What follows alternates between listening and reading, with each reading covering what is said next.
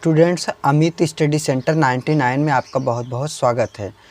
यदि आप क्लास 12 या क्लास 10 में हैं, चाहे आप क्लास 12 में हैं, चाहे आप क्लास 10 में हैं, तो आपको आपके बोर्ड एग्ज़ाम में यह क्वेश्चन 2 नंबर में पूछा जाता है। तो अगर आप यह वीडियो देख लेते हैं तो आपको बहुत ही अच्छी तरह से समझ में आ जाएगा। चाहे आपका 12 में साहित्यिक हिंदी हो, चाहे आपका सामान्य हिंदी हो, यह दोनों के लिए रस पूछे जाते हैं। मैं आपको रस की परिभाषा, उदाहरण, स्पष्टीकरण सभी को मैं एक ही वीडियो में बताऊंगा और आपको ऐसा बताऊंगा कि आपको समझ में आ जाएगा। ठीक, अब देखिए प्रश्न कैसे पूछा है। पहला प्रश्न, श्रृंगार रस की व्याख्या उदाहरण सहित कीजिए। मतलब श्रृंगार रस को बताइए उदाहरण सहित। ठीक, अब क्या होता है श्रृंगार रस? जब सहृदय के चित्त में रति नामक अस्थाई भाव का विभाव, अनुभाव और संचारी भाव का संयोग होता है तो उसे हम श्रृंगार रस कहते हैं। इसका अस्थाई भाव रति या प्रेम होता है। अच्छा, श्रृंगार रस किसे कहते हैं? जब सहृदय के चित्त में, किसी व्यक्ति के चित्त में, किसी व्यक्ति के मन में रति नामक अस्थाई भाव, विभाव, अनुभाव, संचारी भाव, व्यभिचारी भाव जब उत्पन्न होता है तो उसे हम श्रृंगार रस कहते हैं। मतलब यह उत्पन्न हो, यह उत्पन्न हो, यह उत्पन्न हो, यह उत्पन्न हो, तो उसी को क्या कहा गया है? श्रृंगार रस कहा गया। अब इसका जो अस्थाई भाव होता है वह रति या प्रेम होता है। उदाहरण, मेरे तो गिरिधर गोपाल दूसरों ना कोई, मेरो तो केवल गिरिधर गोपाल हैं और दूसरा कोई नहीं है। जाके सिर मोर मुकुट मेरो पति सोई, और वह चले गए, मोर मुकुट मेरो पति सोई, और वह सो गए। मैंने आपको परिभाषा, उदाहरण बता दिया। अगर आप उतना लिख देते हैं तो आपका 2 नंबर पक्का हो जाएगा। आप देखते हैं श्रृंगार रस के भेद। मतलब श्रृंगार रस कितने प्रकार का होता है? श्रृंगार रस के 2 भेद होते हैं, यानी 2 प्रकार होता है। पहला होता है संयोग श्रृंगार रस, दूसरा होता है वियोग श्रृंगार रस। संयोग श्रृंगार रस क्या होता है? संयोग श्रृंगार रस नायक और नायिका के परस्पर मिलन अवस्था के वर्णन को संयोग श्रृंगार रस कहते हैं। यानी जब नायक और नायिका, जब किसी लड़की और लड़का का परस्पर मिलन होता है और उसका वर्णन किया जाए, उसका अध्ययन किया जाए, तो वह श्रृंगार रस संयोग श्रृंगार रस कहलाता है। उदाहरण, बतरस लालच लाल की मुरली धरी लुकाए, सौह करें भव हनु, हंसें दैन कहें नट जाए। यह आपका उदाहरण हो गया। अब आपका स्पष्टीकरण देखो कैसा है।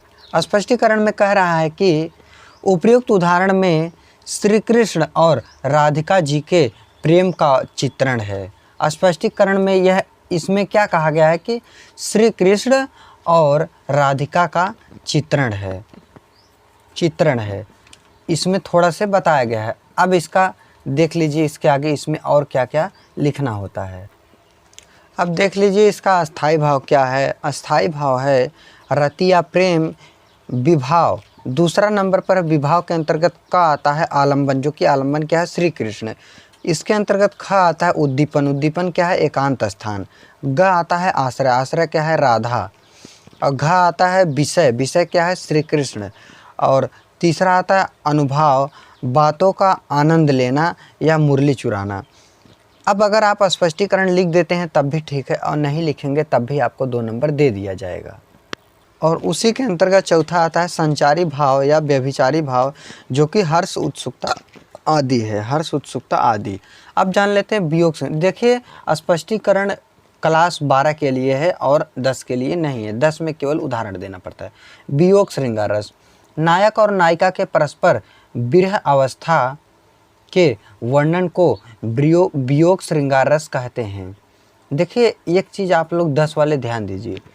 ये नहीं है कि जितना मैं बता रहा हूँ पूरा आप पढ़ लीजिए कि यह 10 के लिए है। जो आपके एग्ज़ाम में पूछा जाता है वही, जैसे कभी काल क्या होता है 2 ही रस पढ़ना पड़ता है, तो जो रस पढ़ना पड़े वो आप पढ़ लीजिए, जो रस नहीं पढ़ना पड़े वो आप मत पढ़िए। वियोग श्रृंगार रस।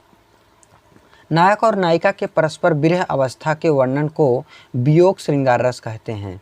जैसे किसी लड़की और लड़का का जब परस्पर विरह मतलब दुख वाली बात की अवस्था का वर्णन किया जाए तो वह, या छूटने की अवस्था की बात की जाए तो वह वियोग श्रृंगार रस कहा जाता है। उदाहरण के लिए, हे खग मृग हे मधुकर श्रेणी तुम देखी सीता मृगनयनी। अब इसका स्पष्टीकरण देख लेते हैं। स्पष्टीकरण क्या है देखिए।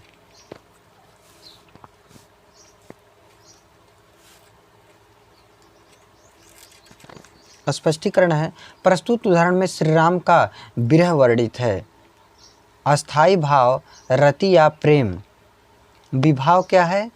विभाव के अंतर्गत का आलंबन सीता है। ख उद्दीपन सूनी कुटिया वन का सूनापन है। अनुभाव क्या है? अनुभाव श्री राम का रुदन या यशु या पक्षियों से सीता का पूछना। संचारी भाव व्यभिचारी भाव स्मृति शंका आदि, यह सब संचारी भाव स्मृति शंका। श्रृंगार रस कंप्लीट हो गया। उसके दो भाग थे। श्रृंगार रस के दो, संयोग रस श्रृंगार रस, वियोग श्रृंगार रस। अब आते हैं हास्य रस क्या होता है। हास्य रस का अस्थायी भाव बताते हुए उदाहरण सहित व्याख्या कीजिए। हास्य रस, जब किसी पदार्थ या व्यक्तियों की आकृति, वेशभूषा, अनोखी बातें, चेष्टाओं आदि से मन में जो आनंद उत्पन्न होता है उसे हास्य रस कहते हैं। इसका अस्थायी भाव क्या होता है? हास होता है। अब देखिए हास्य रस होता क्या है। अगर हम देखते हैं किसी व्यक्ति कोई विचित्र वेशभूषा बनाया, कोई नौटंकी कर रहा है तो उसको देखकर मन में हंसी आ जाती है। चेष्टाएं, कोई ऐसा बात बोल देता है कोई व्यक्ति, क्या होता है जिससे हमारे मन में हंसी आ जाता है। तो किसी भी तरह का कोई भी व्यक्ति व्यवहार करता है और हमारे मन में हंसी उत्पन्न हो जाता है तो उसे हम हास्य रस कहते हैं। उदाहरण, हाथी जैसी देह, गेंडे जैसी चाल, तरबूज जैसे खोपड़ी, खरबूज जैसे गाल। अब स्पष्टीकरण क्या है। अस्थाई भाव हास है, ठीक। विभाव के अंतर्गत का आलंबन है। आलंबन क्या है? बनावटी व्यक्ति है। अब खा क्या है? उद्दीपन। उद्दीपन विचित्र वेशभूषा, चेष्टाएं आदि चीज़ है। तीसरा अनुभाव क्या है? हंसना। चौथा संचारी भाव, व्यभिचारी भाव है, हर्ष, चपलता आदि।